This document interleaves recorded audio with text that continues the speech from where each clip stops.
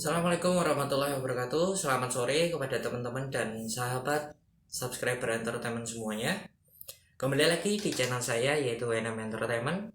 Semoga teman-teman dan sahabat subscriber entertainment semuanya dalam keadaan sehat selalu, tidak kurang suatu apapun, selalu dimudahkan dalam segala aktivitasnya, dan selalu diberikan rezeki yang mudah juga barokah ya teman-teman. Amin ya robbal alamin. Nah, teman-teman dan sahabat subscriber entertainment semua, di bagian awal video tadi pastinya teman-teman dan sahabat subscriber entertainment pastinya sudah tahu dong hari ini atau pada sore hari ini konten apa yang akan kita bahas.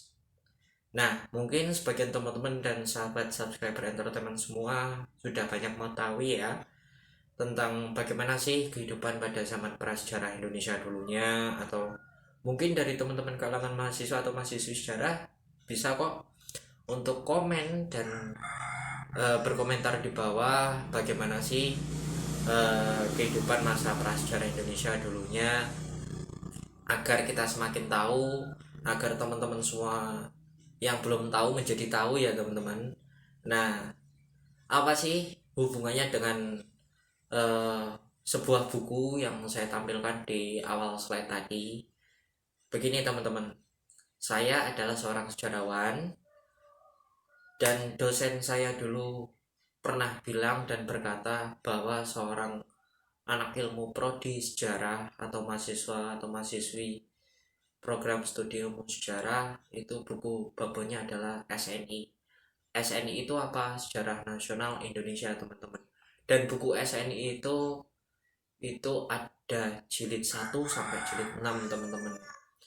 Pada jilid satunya salah satunya adalah membahas tentang prasejarah Indonesia teman-teman. Saya membaginya menjadi 6 bagian teman-teman. Yang pertama, di dalam masa prasejarah Indonesia itu mengenai lingkungan alam, kemudian manusia dan budaya prasejarah teman-teman. Yang dimana di bagian pertama ini sejarah alam semesta dan awal mulanya manusia itu muncul teman-teman. Manusia muncul pada kala masa Pleistosen, kemudian yang merupakan bagian dari masa geologi yang paling muda. Manusia berevolusi seiring dengan perubahan zaman. Evolusi yang terjadi pada manusia tersebut memiliki karakteristik baik itu ciri fisik maupun cara hidup yang berbeda di setiap zamannya teman-teman. Di Indonesia manusia purba tertua yang telah ditemukan adalah Meganthropus paleojavanicus teman-teman, yang diperkirakan pada saat itu hidup 1,9 juta tahun yang lalu teman-teman. Selain itu terdapat Pithecanthropus erectus dan Pithecanthropus soloensis pada Pleistosen tengah yang memiliki kehidupan yang lebih maju dibandingkan dengan manusia-manusia purba sebelum-sebelumnya teman-teman. Nah, pada bagian yang kedua yaitu adalah masa berburu dan mengumpulkan makanan tingkat yang sederhana teman-teman. Nah, masa berburu dan mengumpulkan makanan berlangsung pada zaman Pleistosen. Kegiatan yang dilakukan pada masa ini adalah perburuan dan pengumpulan makanan. Peralatannya pun dari batu, kayu, dan tulang, teman-teman. Digunakan untuk kehidupan sehari-hari. Manusia purba di Indonesia pendukung masa ini itu adalah diantaranya Pithecanthropus atau yang lebih kita kenal Homo erectus dan manusia wajak atau Homo sapiens. Pasti teman-teman semua sudah banyak mengetahui ya tentang ini. Kemampuan membuat alat yang dimiliki manusia pun pada saat itu mendukung pada zaman ini berupa kapak berimbas, alat serpi, dan alat tulang. Oh ya teman-teman, api juga mulai dikenal, ditemukan pada zaman ini loh. Kemudian pada bagian yang ketiga teman-teman, yaitu adalah berburu dan mengumpulkan makanan yang tingkat lanjut. Masa ini berlangsung pada masa kala Pleistosen, pasca Pleistosen teman-teman. Keadaan lingkungan hidup pada masa pasca Pleistosen ini tidak banyak berbeda dengan keadaan sekarang ini teman-teman. Hidup berburu dan mengumpulkan makanan masih dilakukan pada saat itu. Nah, terbukti teman-teman, jika teman-teman mungkin ada yang tahu atau mengetahuinya, dari bentuk alat-alatnya yang dibuat dari batu, tulang, dan kulit kerang teman-teman. Karena itu sebuah alat yang dianggap Kalau zaman ini adalah pisau, teman-teman. Tempat tinggal manusia purba pada masa ini atau pasca Pleistosen ini, teman-teman, bertempat tinggal di gua-gua yang dekat sumber mata air. Kenapa?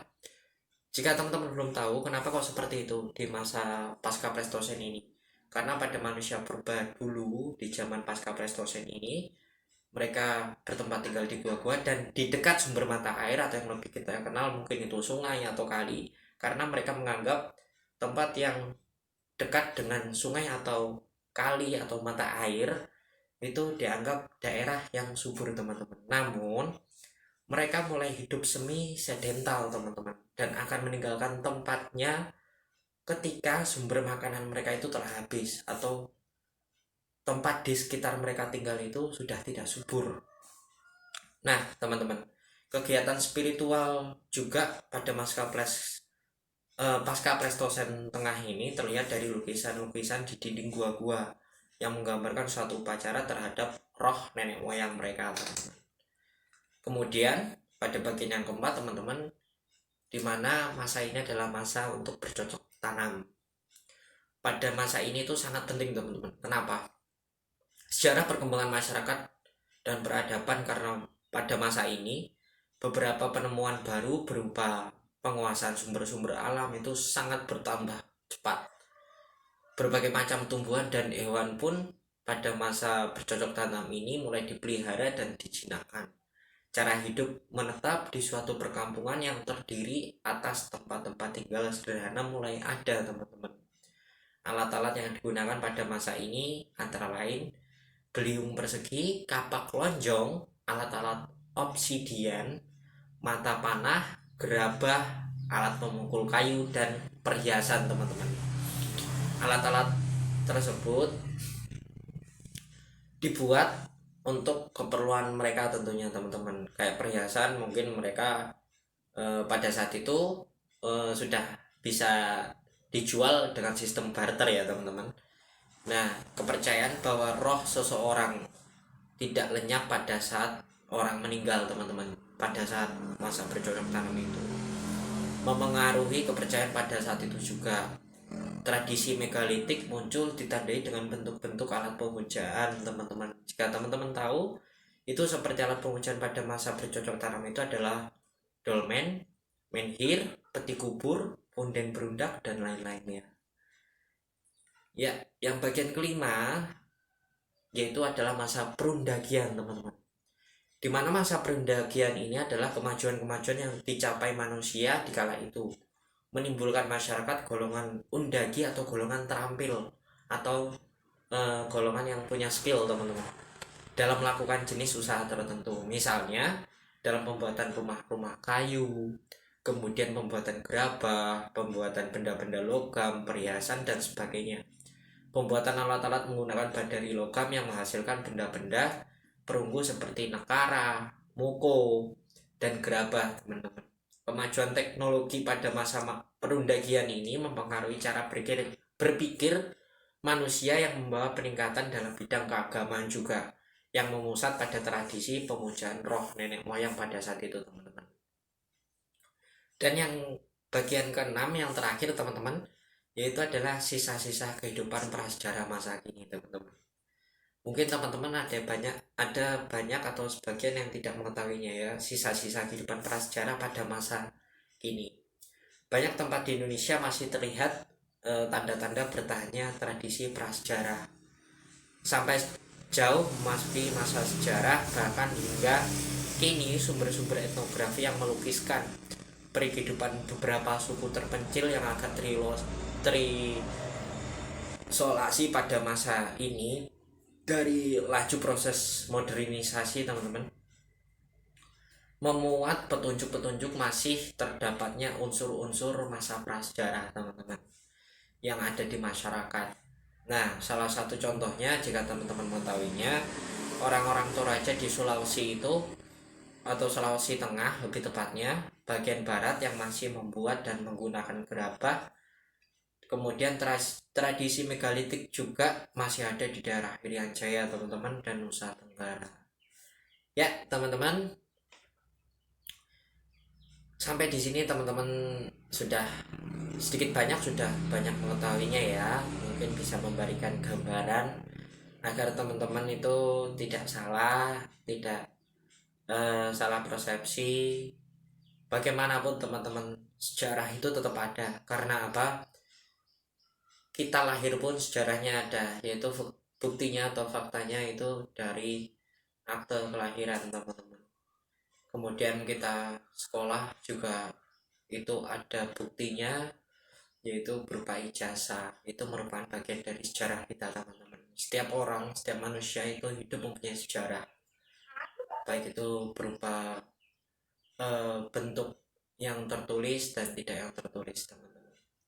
Ya teman-teman, cukup sekian konten saya teman-teman.